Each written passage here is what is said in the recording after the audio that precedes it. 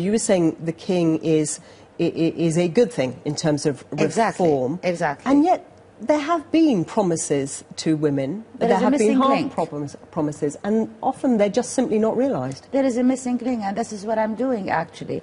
I'm shedding the light on that missing link between the upper government and the promises actually that are being given to us and to the public as a whole, as to where actually we are going wrong, why things are not happening, why laws are not being implemented, why promises are not being actually found on day-to-day basics.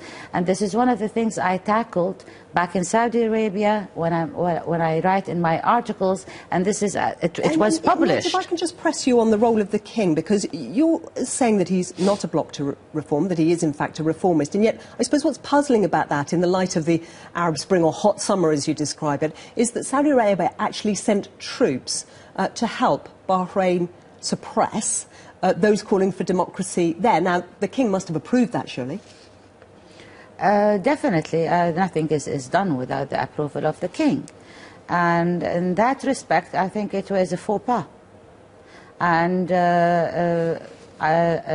they've realized it lately, and they've withdrawn from Bahrain afterwards. So it was a mistake. So I think I have no, actually, I'm not in the position to tell you about this, but my opinion was actually it was a faux pas from our country to do so. As there is a lot of mistakes in the Western world that are made on a daily basis in politics. Politics is a very actually intriguing science. And just your insight into how things work at that top echelon of politics. I mean, the king has obviously been very ill. He's been in and out of the country. Yes. Do you think he still does command the reins of power?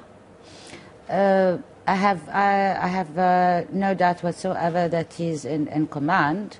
But I do have actually an idea how things are actually being, the decision making is not being only done by the king. It's by the committee of the royal family, plus the executive powers, which are in relation to the king and the system that is existing in Saudi Arabia.